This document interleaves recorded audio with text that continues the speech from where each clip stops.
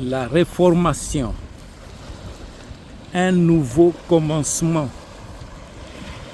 écrit par le frère Ewald Frank, lu pour vous par Dr Frank Lotika Anselme. L'intervention divine par la Réformation fut plus que nécessaire, mais du point de vue biblique, elle fut loin d'être suffisante. La question se pose de savoir si les réformateurs, qui étaient tous des fils de l'Église romaine, ont réellement compris qu'un nouveau commencement devait être fait, car il n'y avait plus rien à réformer dans ce système entièrement séculier et non biblique.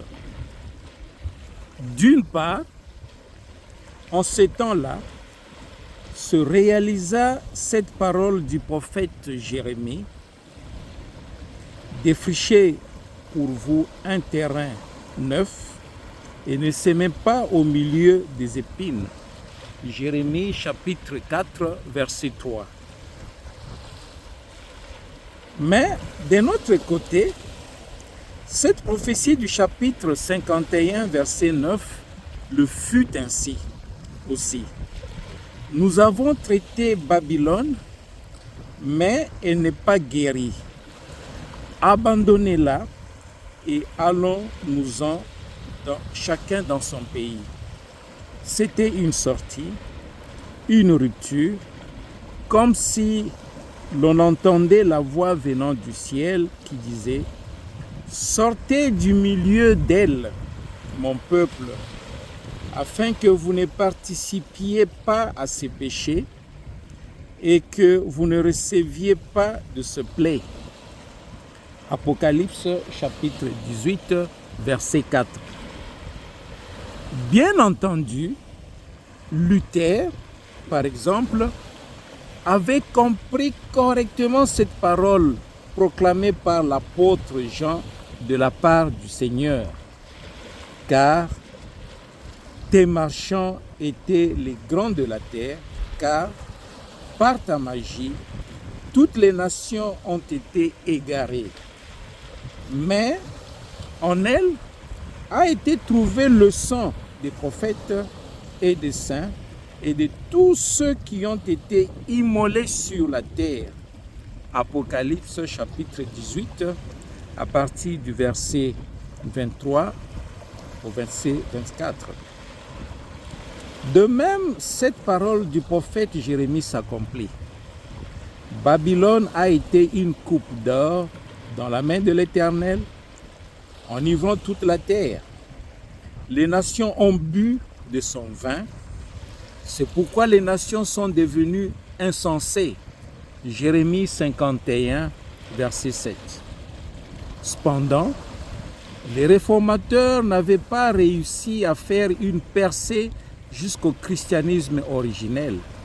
En fait, seule une chose par-ci, une autre par-là furent réformées, changées ou abolies.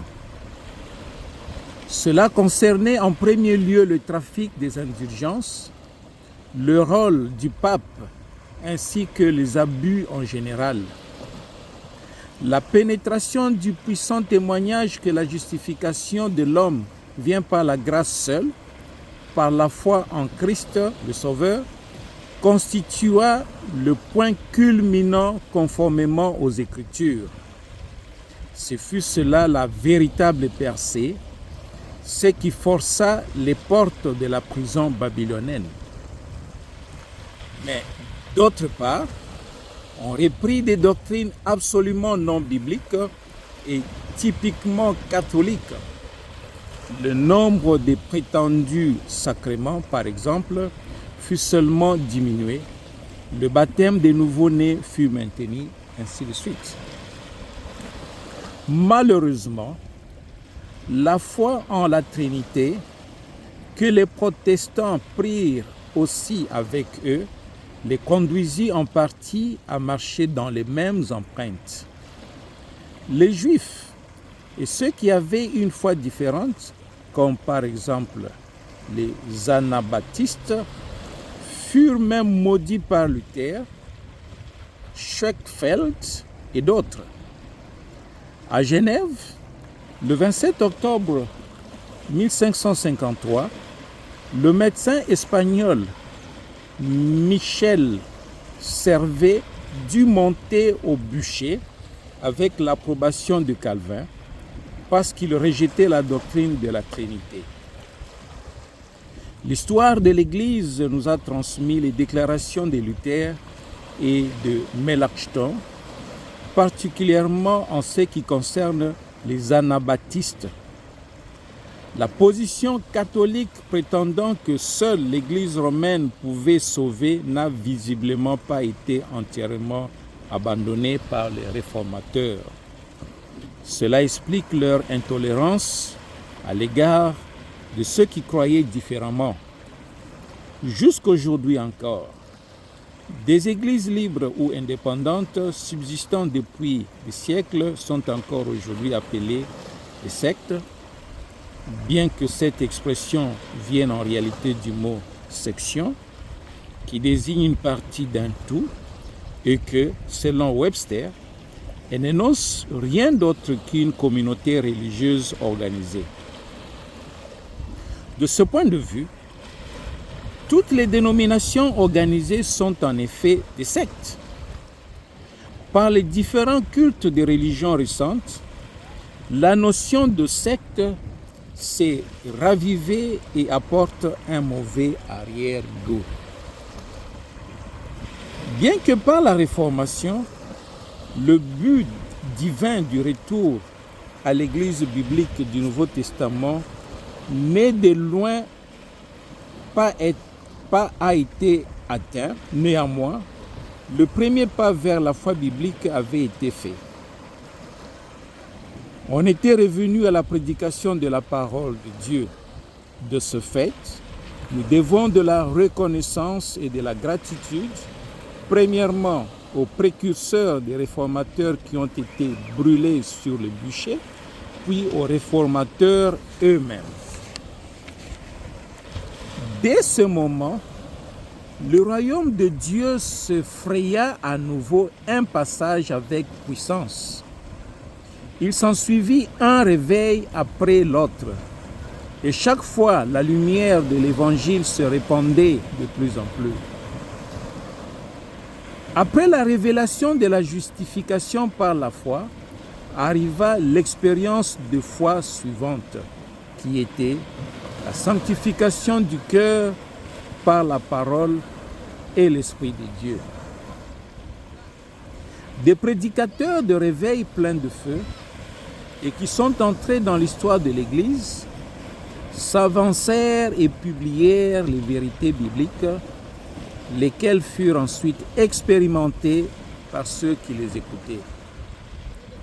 Comme les serviteurs de Dieu de tous les âges, ils n'étaient pas, eux non plus, des fonctionnaires ou des dignitaires, mais bien des serviteurs de la parole. Et par la prédication de l'Évangile, ils mettaient les gens en relation avec Christ. Malheureusement, ces hommes employés par Dieu s'arrêtèrent aussi chacun à la doctrine qui était particulièrement importante pour eux. Les uns se contentèrent de la justification, les autres de la sanctification, d'autres encore se contentèrent de la conversion et du baptême de la foi, ainsi de suite. Toutefois, Dieu continuait d'agir par son esprit. Au tournant du siècle, parmi les différentes communautés protestantes et libres de croyants convertis qui aspiraient à cela, une action spontanée de l'esprit se manifesta. Ils vécurent des expériences surnaturelles avec Dieu semblables à celles que connurent les croyants de l'Église primitive. C'est ainsi que commença au XXe siècle le mouvement de Pentecôte.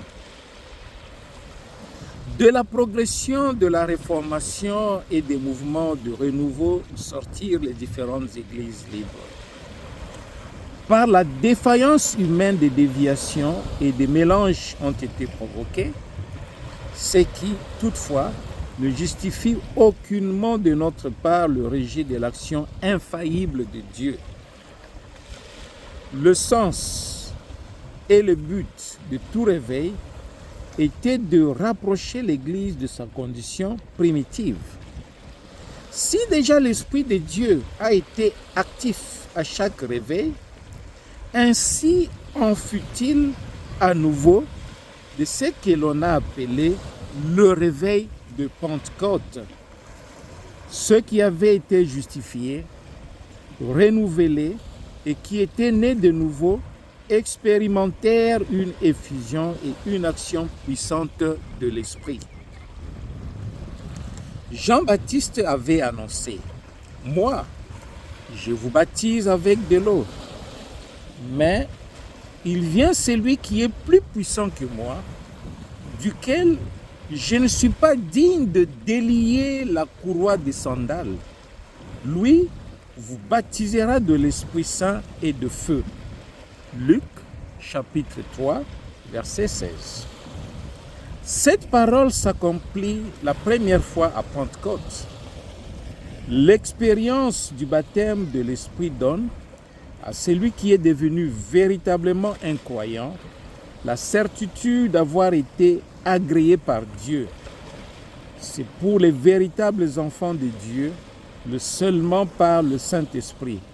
Éphésiens chapitre 1, verset 13, chapitre 4, verset 30. Bien entendu, nous avons affaire aujourd'hui aux mouvements charismatiques les plus divers, jusqu'à celui du pentecôtisme catholique romain. Une atmosphère est créée dans laquelle les gens font une expérience s'arrêtant aux sentiments, mais ils demeurent prisonniers de leur ancien état et de leur tradition. Ils reçoivent une certaine onction de l'esprit. Cependant, ont-ils fait dans leur âme une véritable expérience avec Dieu par laquelle ils auraient été renouvelés et seraient nés de nouveau? Chacun peut répondre à cette question uniquement pour lui-même. Les enfants de Dieu véritablement remplis du Saint-Esprit reconnaîtront la valeur éternelle de la rédemption et feront de la parole de Dieu, qui demeure éternellement valable, leur témoignage exclusif. Beaucoup de personnes peuvent présenter des dons, cependant, seuls ceux qui ont été rendus participants de sa nature divine peuvent porter les fruits de l'Esprit. Cette parole est encore valable. Ainsi, vous les reconnaîtrez à leurs fruits. Ce ne sont pas ceux qui me disent « Seigneur, Seigneur » qui entreront dans le royaume des cieux, mais celui qui fait la volonté de mon Père qui est dans les cieux. Plusieurs me diront ce jour-là, « Seigneur, Seigneur, n'avons-nous pas prophétisé en ton nom? Et n'avons-nous pas chassé des démons en ton nom? Et n'avons-nous pas fait beaucoup de miracles en ton nom? » Et alors, je leur déclarerai, « Je ne vous ai jamais connu. Retirez-vous de moi, vous qui pratiquez l'iniquité. » Matthieu, chapitre 7, du verset 20 à 23. Immédiatement après la Seconde Guerre mondiale, en mai 1946, commença aux États-Unis un puissant mouvement de réveil par le moyen d'un prédicateur simple et humble, William Branham, qui est mort en 1965. Le révérend Gordon Lindsay, qui avait suivi ses serviteurs de Dieu pendant de longues années, raconte en tant que témoin oculaire dans son livre William Branham, un homme envoyé de Dieu, qu'au cours de son ministère, Dieu fit les mêmes signes et miracles que ceux manifestés au jour du Seigneur Jésus-Christ et des apôtres.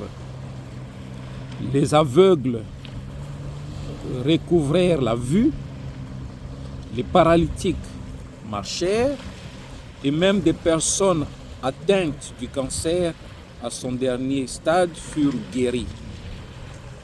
Dans la deuxième édition du livre que Lynch Verlag a publié en son temps à Hambourg, nous pouvons voir reproduire à la page 4 la lettre que l'évêque de l'église évangélique luthérienne, le docteur Dibelius, a écrite au traducteur, le pasteur Genstinchen. Soyez sincèrement remerciés pour l'envoi de l'intéressante brochure sur l'évangéliste William Branham que vous avez si clairement traduite. Pour nous, cette méthode utilisée par les Américains est certes encore assez étrangère, mais il est peut-être bon que notre esprit soit une fois employé dans notre manière d'évangéliser. C'est pourquoi je salue favorablement votre projet d'inviter Branham aussi en Allemagne.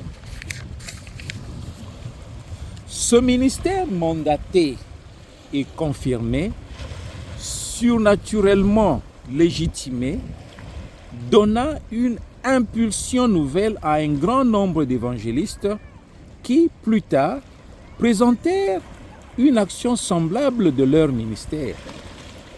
De ce renouveau sortirent de nombreuses sociétés d'évangélisation connues, comme l'Association internationale des hommes d'affaires du plein évangile, même le mouvement charismatique et diverses autres orientations spirituelles naquirent de cela. Cependant, en considérant plus exactement, nous voyons que le chaos religieux est aujourd'hui plus grand qu'il ne l'a jamais été auparavant.